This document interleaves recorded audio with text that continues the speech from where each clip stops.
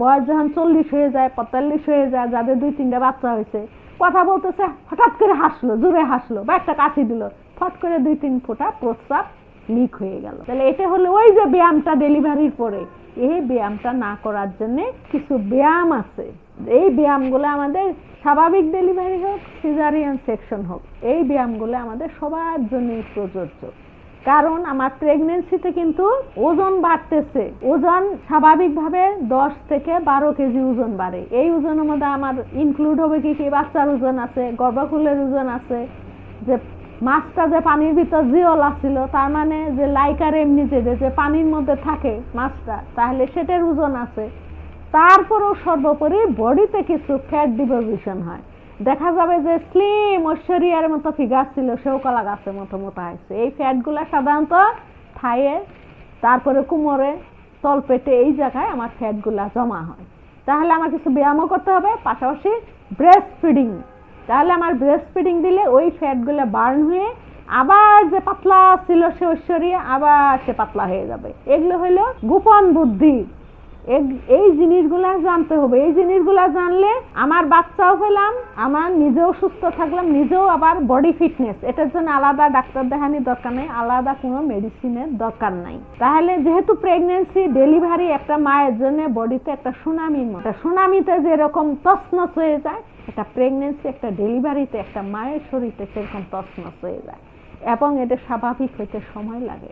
তার অর্গানগুলা, তার ফাংশনগুলা, এটা 45 দিন সময় লাগে। জরায়ুটা বড় থেকে ছোট হইতে, পেলভিক অর্গান হইতে সময় লাগে 10 থেকে 11 দিন, এবং তার যে অ্যাক্টিভিটিসটা আগের মতো ফিরে আসতে 45 দিন সময় লাগে। এই 45 দিন আমরা অনেক কিছুই সুন্দরভাবে মেনটেন করার চেষ্টা করব।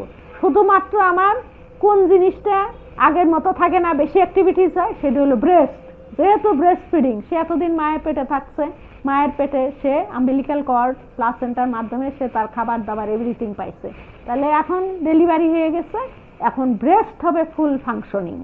এটা ফুল ফাংশনিং হবে, বাচ্চা তার আল্লাহ দেওয়া নিয়ামত, তার যে খাবার আল্লাহ দিয়ে দিচ্ছে সেটা খাবে, ব্রেস্ট ফুল ফাংশনিং। আর যে অর্গান, যেটা পেলভিক অর্গান, ইউটেরাস এবং হরমোনের অ্যাকশনে আশেপাশে যে অর্গানগুলো, এগুলো সব আগের মতো তার ফাংশনে ফিরে আসবে। তাহলে আমরা কি করব, কিছু ব্যায়াম আছে। সেটা হলো, আমরা প্রস্রাব করতে বসলে কি হয়, অনেক সময় পেশাব চিপ দিয়ে আটকায় ফেলি, চাপ দিয়ে প্রস্রাব পায়খানাটা আটকায় ফেলতে পারি। তাহলে ওই রকম আমরা ব্যায়ামটা করব, যে কতক্ষণ পরে পরেই আমরা চাপ দিয়ে আমার অর্গানটাকে ধরবো, চাপ দিয়ে ধরে আমরা 10 সেকেন্ড থাকবো, তারপরে আবার রিল্যাক্স করে দেব। তাহলে হবে কি, আমার যদি স্বাভাবিক ডেলিভারি হয়, তাহলে কি হবে, অত বড় একটা মাথা, সেই মাসিকের রাস্তাতে এত চিকন রাস্তা, সেদিক দিয়ে বার হয়েছে, তাহলে রাস্তাটা আমার ঢিলা হচ্ছে স্বাভাবিক। তাহলে এই রাস্তাটা আগের মতো টাইট, কারণ আমার তো শুধু বাচ্চা হলে হবে না, আমার তো নিজের হারমোনি আছে, আমার তো কনজুগাল হারমোনি আছে। তাহলে সেই হারমোনিটাও আমাকে, লাইফটাও আমার চলতে হবে, আমার এনজয়েবল করতে হবে। তাহলে আমার নিজের সুস্থতাটা বড় জিনিস। তাহলে আমি যাতে নিজে সুস্থ বোধ করি, যে হ্যাঁ আমার আগের মতোই ফিটনেস লাগে, আমার আগের মতোই ভালো লাগে, সেই জন্য এই ব্যায়ামগুলা করতে হবে নিজের সুস্থতা, নিজের হারমোনির জন্য। তাহলে আমরা চিপ দিয়ে এরকম পেশাব পায়খানা যেরকম আটকা, ওরকম আমরা চাপ দিয়ে ধরবো, 10 সেকেন্ড থাকবো, আবার রিল্যাক্স করে দিব। এটা সিজারিয়ান সেকশনের বেলাও করতে হবে, নর্মাল ডেলিভারি বেলাও করতে হবে। কারণ আমরা খেয়াল করে দেখি, যাদের স্বাভাবিক ডেলিভারি হয়, বয়স যখন 40 হয়ে যায় 45 হয়ে যায়, যাদের 2-3টা বাচ্চা হয়েছে, কথা বলতেছে, হঠাৎ করে হাসলো, জোরে হাসলো বা একটা কাশি দিল, ফট করে 2-3 ফোঁটা প্রস্রাব লিক হয়ে গেল। তাহলে এটা হলো ওই যে ব্যায়ামটা ডেলিভারির পরে, এই ব্যায়ামটা না করার জন্য ওই যে জিনিসগুলো রিল্যাক্স, যেটা একটা সময়ে করতে হয়।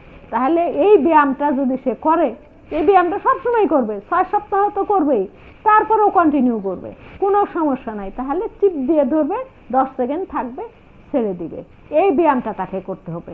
এটা হলো পেরিনিয়াল মাসল, ডেলিভারি হচ্ছে মাসিকের রাস্তা, এটা ঠিক রাখার জন্য করবে। আরেকটা হলো যে তার 9 মাস, তাহলে 6 মাসের পেট পর থেকে তো পেটটা স্ট্রেসিং হয়েছে, পেটের মাংসগুলা, তাহলে পেটটা ঝুলে যায়, পেটটা লুজ হয়ে যায়। তাহলে পেটের মাসলটাকে টাইট করার জন্য, তাহলে আমরা পেটটাকে টাইট করবো। আমরা একটা জিনিস ধরতে হলে, তুলতে হলে কিরকম টাইট করে ফেলি, তাহলে পেটটাকে এরকম টাইট করবো। আমরা টাইট করে ধরে 10 সেকেন্ড থেকে আমরা ছেড়ে দিব, আবার টাইট করে ধরে 10 সেকেন্ড থাকবো, ছেড়ে দিব। এটা হলো পেটের মাসলটাকে আমরা টাইটেনিং করব।